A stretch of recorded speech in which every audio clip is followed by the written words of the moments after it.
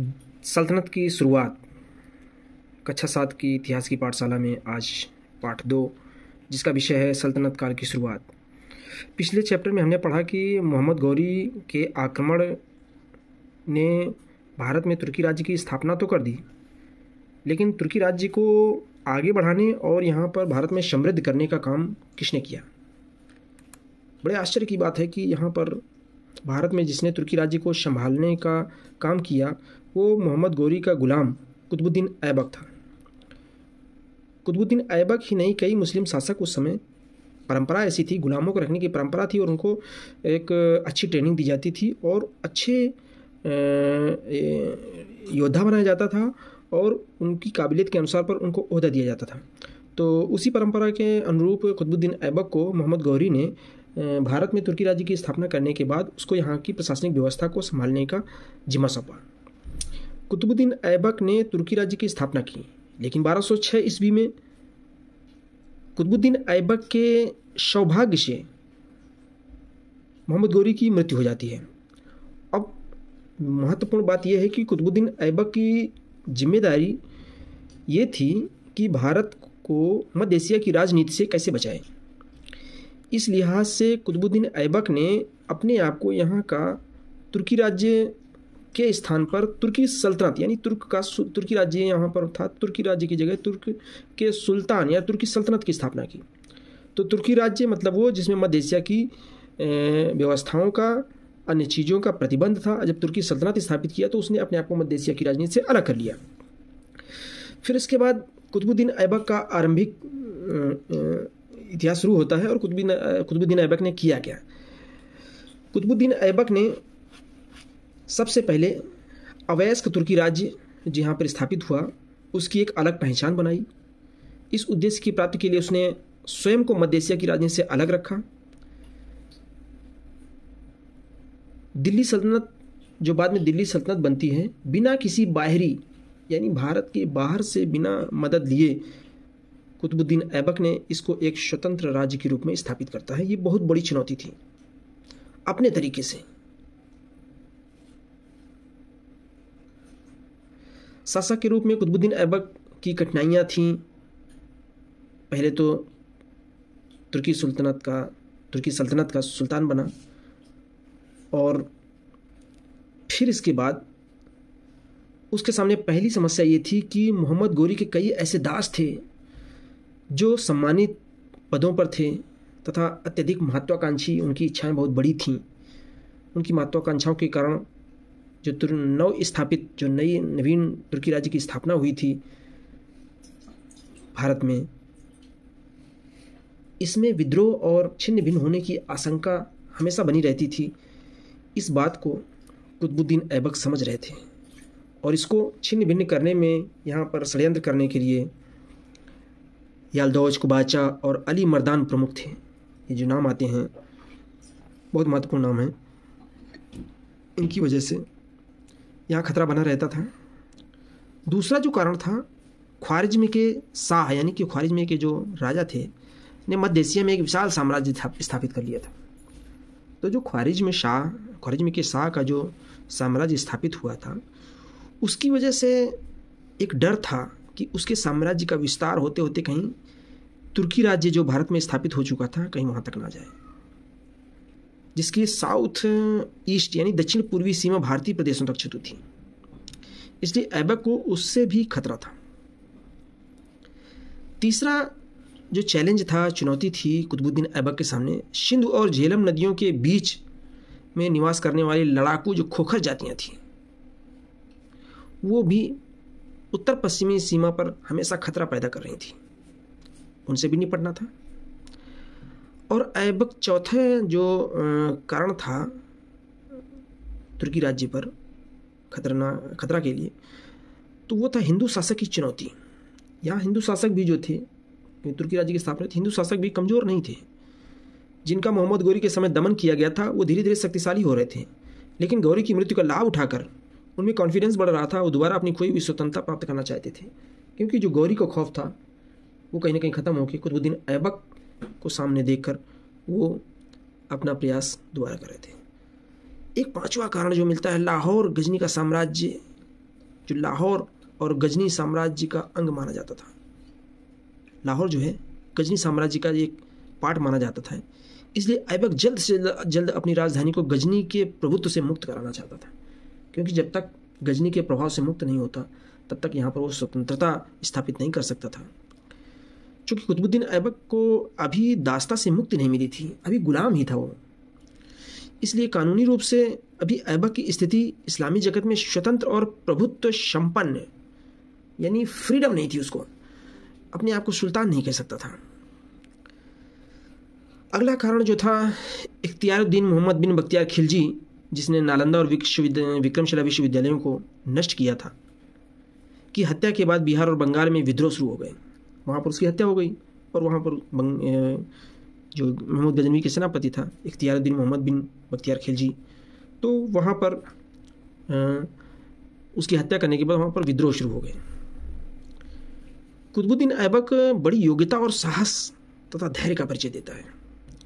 वह अपनी कठिनाइयों पर विजय प्राप्त करने के लिए प्रयास करता है और जो उसके खिलाफ खड़े होते हैं जैसे यालदौज, तो यालदौज को दमन करने की वो पॉलिसी बनाता है, एक नीति बनाता है।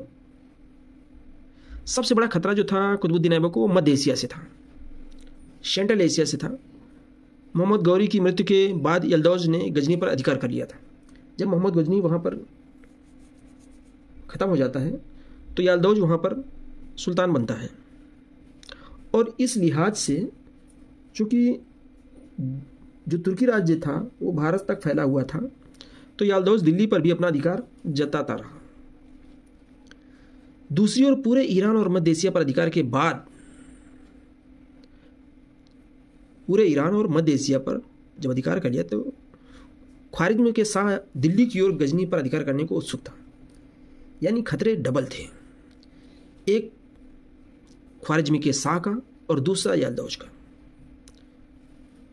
दूर का खतरा था ख्वारिज्मी के शाह का और पास का खतरा था यालदौज का। यालदौज और ख्वारिज्मी के शाह का मुकाबला नहीं कर सकता। यालदौज जो था वो ख्वारिज्मी के शाह का मुकाबला नहीं कर सकता था। गजनी के ख्वारिज्मी के शाह ने अनेक समर्थक थे। गजनी में जो ख्वारिज्मी का शासक था उसके अनेक गजनी में समर्थक थे उसके, और गजनी के नागरिक अपनी स्वामी भक्ति की जो अस्थिरता थी उसके लिए कुख्यात थे, यानी वो एक स्वामी को अपना हमेशा के लिए मालिक नहीं मानते थे। दरबार में ख्वारिज्मी शाह के समर्थकों के दबाव के कारण 1208 ईस्वी में यालदौज को गजनी छोड़नी पड़ी और उसने पंजाब पर आक्रमण कर दिया। जब ख्वारिज्मी के शाह का दबाव पड़ा तो यालदौज ने गजनी को छोड़कर आगे बढ़ा और पंजाब पर आक्रमण कर दिया। कुतुबुद्दीन ऐबक ने सफलतापूर्वक उसका मुकाबला किया और उसे पंजाब में टिकने न दिया। ये बहुत बड़ी सफलता थी कुतुबुद्दीन ऐबक की कि उन्होंने प्रतिरोध किया और तुर्की राज्य को यानी भारत में स्थापित तुर्की राज्य को गजनी के यालदौज से बचाया। उधर गजनी का सिंहासन खाली हो गया। गजनी की जनता को भी अकस्मात ऐबक के लिए स्नेह हो गया, एक प्यार उमड़ा। हालांकि गजनी के वासी जो गजनी के रहने वाले थे वो चाहते थे कि गजनी पर ख्वारिज्मी के शाह का अधिकार हो जाए, इसलिए उन्होंने राज्य की बागडोर संभालने के लिए ऐबक को आमंत्रित किया। शायद उनको लगता था कि ऐबक नहीं आएगा। ऐबक ने भी अवसर का लाभ उठाते हुए गजनी पहुंचकर सिंहासन प्राप्त कर लिया। बड़े ही आश्चर्य की बात कि इधर यालदौज को हराया और गजनी पहुंचकर सिंहासन प्राप्त कर लिया। दुर्भाग्य से ऐबक गजनी में भोग विलास में लिप्त हो गया। उसका कॉन्फिडेंस लेवल इतना बढ़ गया कि वो अन्य चीज़ों से बेखबर हो गया और वहाँ की जनता के प्रति एकदम उदासीन हो गया। गजनी की जनता को ऐबक के शासन की तुलना में यालदौज का शासन अत्यधिक अच्छा लगने लगा। जब तुलना किया जहाँ की जनता ने गजनी की, तो ऐसा महसूस किया कि कुतुबुद्दीन ऐबक का जो समय है वो यालदौज से बहुत अच्छा नहीं है। इसलिए उन्होंने यालदौज को पुनः गजनी आमंत्रित किया तथा ऐबक के खिलाफ विद्रोह कर दिया। केवल 40 दिनों तक गजनी पर शासन करने के पश्चात कुतुबुद्दीन ऐबक लाहौर वापस आ गया और यालदौज पुनः गजनी का शासक बन गया। कैसे संभव हुआ ये हम लोग महसूस कर सकते हैं, लेकिन ऐसा हुआ। ऐबक का यह अभियान सफल रहा। इसके 2 लाभ हुए। पहला, याल्दौज को ऐबक की शक्ति का एहसास हो गया। उसने दोबारा ऐबक को कभी भी परेशान नहीं किया। हालांकि जो ऐबक ने किया उसका मेन पर्पस भले ना था कि हम गजनी पर शासन करें, लेकिन जिस कारण से भी वो गया या जैसे भी गया, by mistake, by chance, by target, कोई उद्देश्य रहा हो इसलिए गया, लेकिन उसका ये स्टेप बहुत अच्छा रहा। इसका परिणाम यह निकला कि कुतुबुद्दीन ऐबक ने दिल्ली को मध्य एशिया की राजनीति से एकदम अलग कर दिया और याल्दौज ने दोबारा उसको कभी परेशान नहीं किया।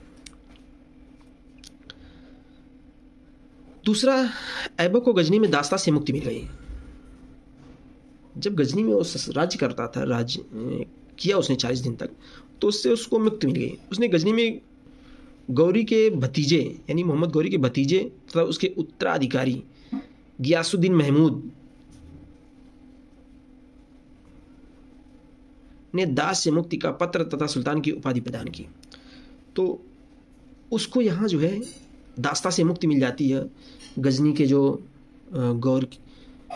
मोहम्मद गौरी के जो उत्तराधिकारी थे उसको क्या कहते हैं, गुलामी की जो दास्ता से फ्री करने का सर्टिफिकेट दे देते हैं। इस प्रकार कुतुबुद्दीन ऐबक कानूनी रूप से सुल्तान कहलाने का अधिकारी हो गया। इधर दूसरा व्यक्ति था अली मर्दान खां। इख्तियारुद्दीन मोहम्मद बख्तियार खिलजी की हत्या करके लखनौती, अभी तक पूरब की ओर बंगाल में, भारत में आते हैं, पूरब की ओर बंगाल में जो मोहम्मद गौरी का सेनापति था इख्तियारुद्दीन मोहम्मद बख्तियार खिलजी, जिसने नालंदा और विक्रम विश्वविद्यालय को नष्ट किया था, उसने अली मर्दान खां को लखनौती में हराकर और स्वतंत्र शासक बन गया था। किंतु स्थानीय जो लोकल के खिलजी सरदार थे वो इख्तियारुद्दीन मोहम्मद बिन बख्तियार खिलजी को पसंद नहीं करते थे। उन्होंने इख्तियारुद्दीन मोहम्मद बिन बख्तियार खिलजी को बंदी बना लिया और मोहम्मद शेरा को इस शर्त पर शासक बनाया कि वह दिल्ली की अधीनता स्वीकार ना करेगा। इधर अली मर्दान कैद से भागकर ऐबक की शरण में पहुंच गया था। अपनी निर्दोषता सिद्ध करके उसने ऐबक की सहानुभूति ले ली। कुतुबुद्दीन ऐबक के प्रतिनिधि कैमाज ने बड़ी कठिनाई के बाद खिलजियों पर काबू पा लिया और अली मर्दान खां पुनः बंगाल का सूबेदार नियुक्त हो गया।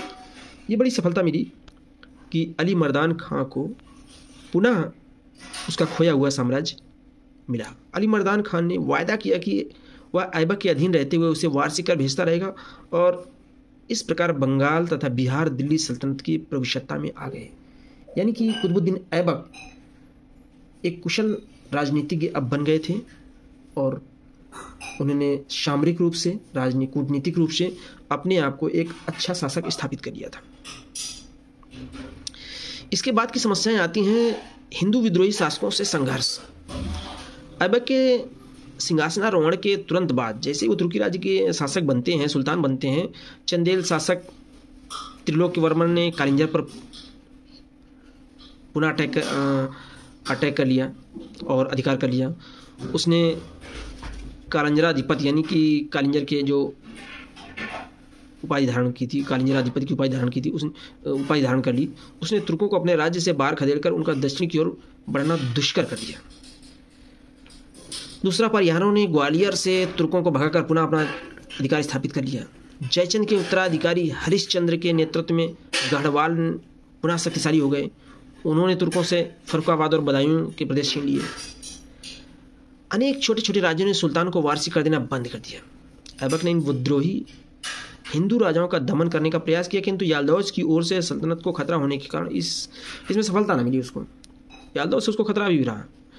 उसने बदायूं पर अधिकार करके अपने एक योग्य दास, एक कुतुबुद्दीन ऐबक का भी एक काबिल दास था, गुलाम था, इल्तुतमिश, को वहाँ का शासक बन नियुक्त किया बदायूं का।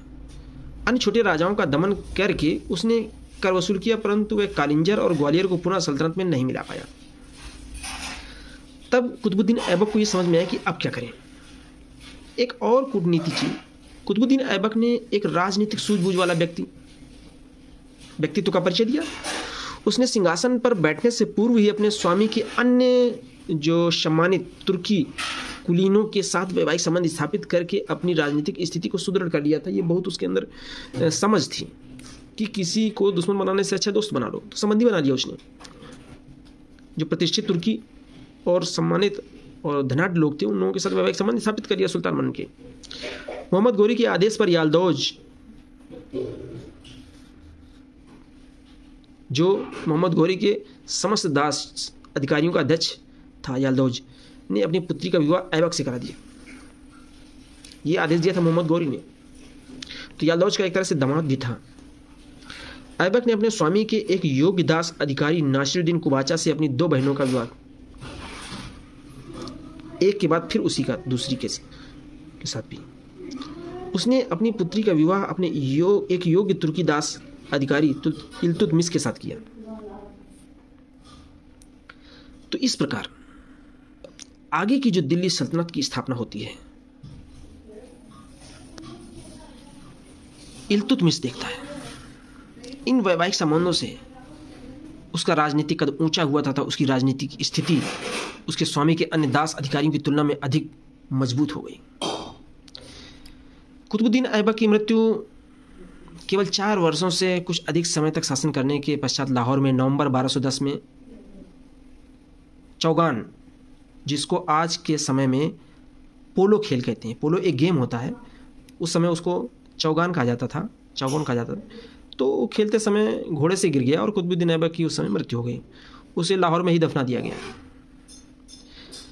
कुतुबुद्दीन ऐबक ने कुछ काम करवाए जिसकी चर्चा हम आगे की वीडियो में करेंगे, इसमें थोड़ा बड़ा ना हो जाए, इसलिए सभी सुनने वालों से मेरा अनुरोध है कि इस वीडियो को देखने के बाद सब्सक्राइब कर लें चैनल को और बेल आइकन को प्रेस कर दें, जिससे आपको मैं जैसे ही ज्ञानवर्धक वीडियो अपलोड करता हूं या मैं देता हूं तो आपको तुरंत मिल जाएगी, उसका नोटिफिकेशन आपके पास आ जाएगा और वीडियो मिल जाएगी। धन्यवाद।